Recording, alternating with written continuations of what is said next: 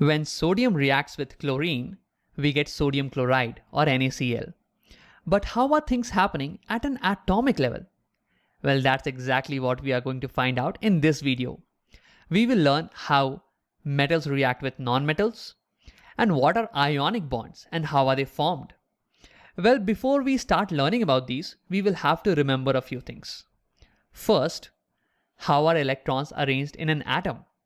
Basically, the electronic configuration of an atom. And second, what's so special about noble gases? Now you might be wondering, Ram, why noble gases? So see, noble gases are inert in nature. They do not take part in any chemical reaction. So we want to understand what makes them so special. Maybe from there we can understand why other elements want to react. So let's begin. So here I have taken neon, which is a noble gas. Its atomic number is 10.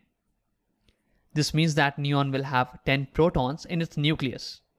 And since this is a neutral atom of neon, it will also have 10 electrons going around the nucleus. Now see, these electrons, they will not be going around the nucleus in a random fashion. Instead, they will be going around in fixed regions called shell. Now, there could be many shells, 1, 2, 3, 4, and we saw that these shells are given special names, KLMN. And if you're wondering why these weird names, then don't worry about them right now. There is some historical reason and we'll talk about them in a future video. Let's now see how 10 electrons go around in these shells. So the first shell, the one that is the closest to the nucleus, also called the K shell, it has a maximum capacity of 2 electrons. That means only 2 electrons can be over here. Okay? So out of the 10 electrons, 2 occupy the K shell, meaning 10 minus 2, we have 8 electrons remaining. Now the second shell or the L shell, it has a maximum capacity of 8 electrons. That means all the 8 electrons, they will occupy the L shell. So here we have 2 electrons in the K shell and 8 electrons in the L shell. And this is how the 10 electrons of neon go around its nucleus. So one thing to notice over here is that the outermost shell of neon, or the valence shell, outermost shell is also called as valence shell, has 8 electrons in it. Okay? Now with this, let's look at example of one more noble gas. Argon. Its atomic number is 18. Now this means that there will be 18 protons in the nucleus of argon. And since we have taken a neutral atom of argon, we will have 18 electrons going around the nucleus. Now let's see how these electrons go around in shells. So in the first shell or the K shell, we can have a maximum of 2 electrons. So there you go. In the second shell, you can have a maximum of 8 electrons. So far we have 2 plus 8, 10 electrons. 18 minus 10, that leaves us with 8 electrons. Okay, so in the third shell, all our 8 electrons will be accommodated. And over here you can notice that even in argon's outermost shell or the valence shell, we have 8 electrons. In fact, all noble gases except helium have 8 electrons in their outermost shell. Now this made us think, is it because of this special arrangement of electrons that our noble gases are inert in nature? And yes, this came out to be somewhat true. We noticed that other elements were participating in reactions. They were losing, gaining or sharing electrons just to be able to attain 8 electrons in their valence shell or outermost shell. Now seeing this, we gave this phenomena a name. We call this octet rule. Now this states that generally elements will participate in reaction to attain 8 valence electrons. Now let's look at some examples of this. So here I have sodium and its atomic number is 11. That means sodium will have 11 protons in its nucleus and 11 electrons going around it. Now let's see how these electrons go around in shells. So in the first shell or the K shell, there can be a maximum of only 2 electrons. Now in the next shell, we can have maximum of 8 electrons.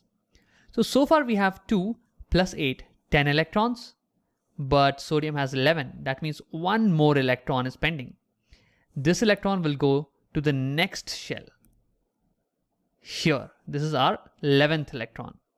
So over here you can notice that sodium's outermost shell or the valence shell has only one electron. That means its octet is not complete. Now how can sodium complete its octet? Now one option is that sodium gains 7 more electrons. So 7 plus 1, 8. That means sodium's octet will be complete. But see, this is not possible. Because see, electrons go around the nucleus because they are attracted by the protons in the nucleus.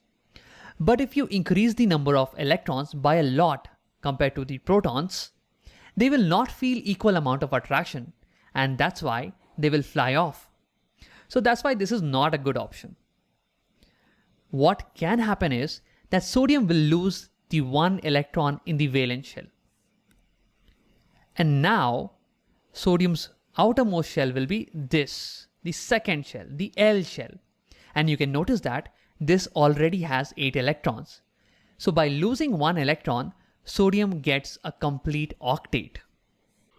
So when sodium participates in a reaction, it prefers to give away this extra electron to complete its octet.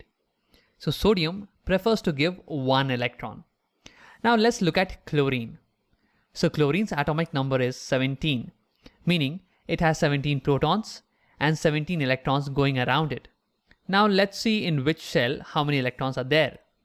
In the first shell, there could be a maximum of 2 electrons. In the second, we can have a maximum of 8. So we have 2 plus 8, 10 electrons.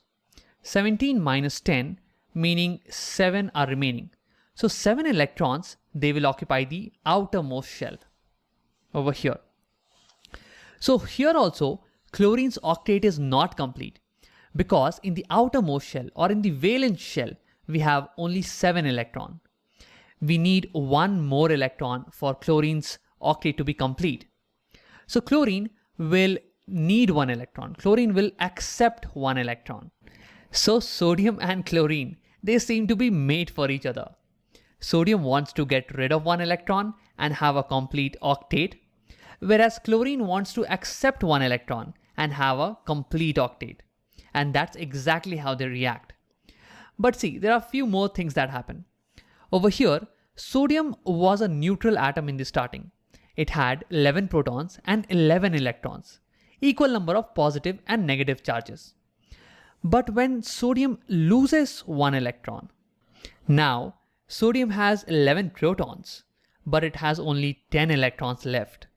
That means sodium has one extra proton, meaning one extra positive charge. So over here we now get sodium plus ion. Now since over here chlorine is getting an extra electron, chlorine will become chlorine minus ion. Chlorine will get a negative charge. And we also know that opposite charges, they attract each other. And that's why there will be a strong electrostatic attraction between Na plus and Cl minus ions. And because of this, both the ions stick together. And that's how we get NaCl. Now one last thing. The compounds that are formed in such a way are called ionic compounds. Due to the transfer of electrons between a metal and a non-metal, ions are getting formed, positively charged ions and negatively charged ions. And these ions attract each other, and that's when the compound gets formed. So that's why these compounds are called ionic compounds. Now let's summarize the video. In this video, we saw that elements react to get a complete octet, meaning 8 electrons in their outermost shell, in their valence shell. Now when metals and nonmetals react by transferring electron, one will lose electron and get positive charge. The other that gains electron will get negative charge. Now these oppositely charged ions, they will attract each other, and the compound that gets formed is called an ionic compound.